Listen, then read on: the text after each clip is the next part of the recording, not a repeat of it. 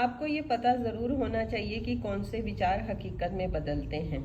इसको हम विस्तार से समझेंगे, तो वीडियो को पूरा देखिएगा ताकि अगर आपको कोई गलतफहमी हो कि आपके कौन से विचार आपके जो मैनिफेस्ट हो रहे हैं कौन से नहीं होते हैं, तो आपको ये क्लियर मिल जाए।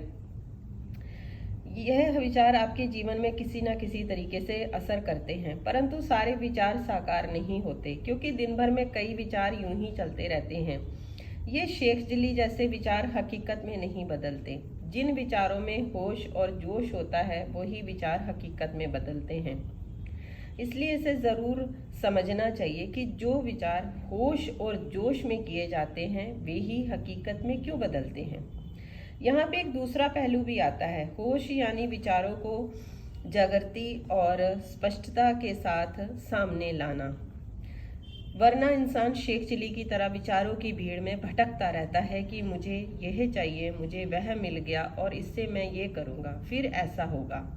इस तरह विचारों के शोरगुल में कई बार वह अपने ही विचारों के विरुद्ध सोचने लगता है। नतीजन उसे कोई परिणाम नहीं मिलता। जिस इंसान को जीवन में कोई फल, कोई परिणाम नहीं मिल रहा है, तो उसे इस बात का मनन करना चाहिए कि वो कहीं अपने ही विचारों से एक दूसरे के साथ काट तो नहीं रहा है। एक इंसान सोचता है मेरे घर में शांति हो जाए तो कितना अच्छा होगा। उसका यह विचार काम करने लगता है, जिससे पूर्ण करने की सृजन प्रक्रिया भी शुरू हो जाती है। मगर दूसरे ही दिन वह सोचने लगता है कि इस घर में शांति संभव ही नहीं है। ना तो मेरी पत्नी सुधरने वाली है, ना पति सुधरने वाला है, ना ही मेरा भाई। उसके ऐसे विचार उसके पहले कष्ट विचार को जो होते हैं वो काट देते हैं। अगर सामने वाला नहीं सुधरेगा तो घर में क्या शांति कैसे आएगी। उस इंसान को पता ही नहीं चलता कि उसने अपने ही इस नकारात्मक विचार से कितना बड़ा नुकसान कर दिया। उसने अपने पुराने सकारात्मक विचार को काट डाला और अच्छा फल देने वाली सृजन प्रक्रिया को बीच में ही रोक दिया। आपको इस बात का ख्याल रखना है कि आपके विचार अच्छे होंगे, लेकिन यदि आपको फल ना मिलता तो खुद से पूछें, कहीं ऐसा तो नहीं है कि मैं खुद अपने विचार काट रहा हूँ। फिर स्वयं देखें कि मैं अपने अच्छे विचारों को कहाँ कहाँ काट रहा हूँ। अगर आप दो विपरीत दिशाओं में जाना चाहोगे तो ये संभव नहीं होगा। अगर आप कहते हैं कि घर में शांति चाहिए तो कुदरत उसकी सृजन प्रक्रिया शुरू कर देती है। दूसरी ओर अगर आप कहते हैं कि मेरी पत्नी नहीं सुधरने वाली, तो भी कुदरत अपनी सृजन प्रक्रिया शुरू कर देती है। आप जो भी विचार करो, कुदरत तो बस तथास्तु कहती है, यानी आपको उससे अपने कहे मुताबिक परिणाम ही मिलेंगे। हकीकत आपकी प्रबल इच्छा के अनुरूप होगी। जब इंसान की दो विपरीत विचारधाराएं एक दूसरे को काट देती हैं, तब वह देखता है कि उसके घर में कभी खुशी कभी गम का माहौल ही चलता रहता है।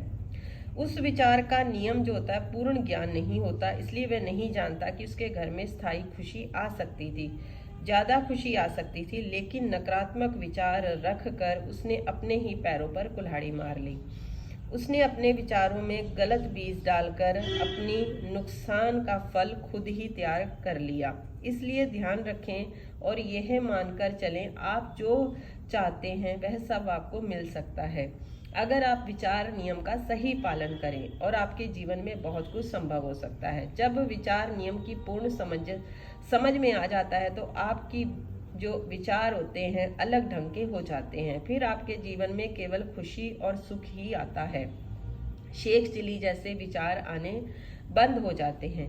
असल में एक क्षण भी ऐसा नहीं है जब कुदरत के नियम का जो होता है वो काम नहीं करते, चाहे भौतिक नियम हो या मानसिक। वे हर क्षण हमारे जीवन में काम कर रहे हैं। वे या तो आपके हित में काम करते हैं या आपके खिलाफ। यह समझ रखते हैं कि आप अपने प्रति जागृत हो जाएं और आप निश्चित तौर पर कौन से विचार कर रहे हैं उनकी तरफ ध्यान दें। विचारों का दूसरा पहलू जोश यानी कि भावनात्मक शक्ति से संबंधित है। विचार नियम के अनुसार किसी चीज का सोत्र द्वारा अपने विचारों का निर्माण होता है, फिर उसे हमारी भावना से बल मिलता है। आपके कुछ विचार ऐसे होते हैं जो साकार हो चुके होते हैं, लेकिन उन्हें आप तक पहुंचने में देर लगती है।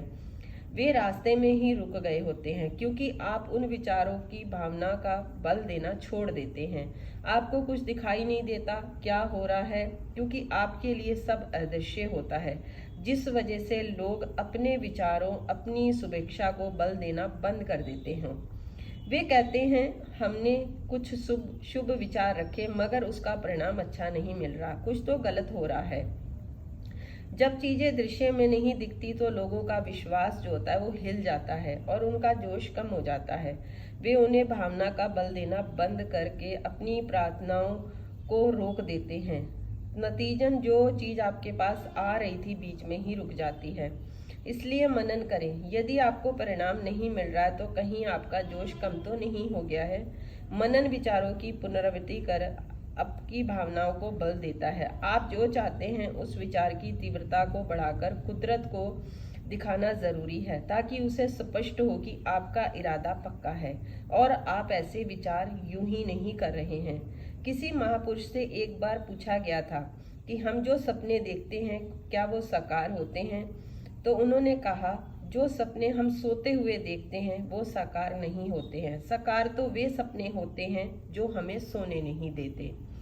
इस उदाहरण से समझें कि मनचाहे जीवन के जिन विचारों में प्रबल भावनाओं की शक्ति जुड़ जाती है वे हमें कभी कभी सोने नहीं देते।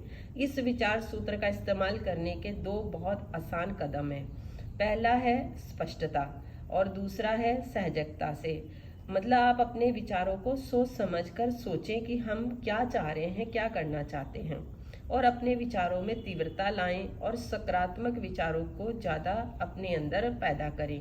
ये भावनाएं जोश में के निर्माण करने के अंदर महत्वपूर्ण पहलू है। अगर आपको जो चीज़ें चाहिए, अगर आप उस चीज़ पर अपना ध्यान केंद्रित करना चाहते हैं तो आपका पहला सवाल यही होना चाहिए खुद से कि आपका ध्यान किधर रहता है, आप किन चीज़ों के ऊपर ध्यान डालते हैं। आज आप लोगों के लिए एक छोटी सी ये वीडियो लेकर आई हूँ। आप लोगों को समझ में आ गया होगा कि कौन से विचार आपके पूरे होते हैं, कौन से विचार पूरे नहीं होते हैं। तो आप ज़रूर शांति से बैठकर अपने विचारों पर ध्यान दीजिए कि आप ज़्यादा कहाँ सोचते हैं, कहाँ अपनी शक्ति लगाते हैं।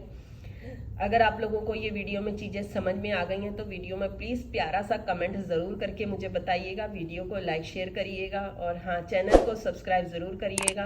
अगर आप मेरे से बात करना चाहते हैं तो लिंक में डिस्क्रिप्शन बॉक्स में लिंक डला हुआ है, नंबर का मैसेज कर सकते हैं, मेरी बुक को बाय कर सकते हैं। तो चलिए, हमेशा हंसते रहिए, मुस्कुराते रहिए। Take care, bye bye everyone.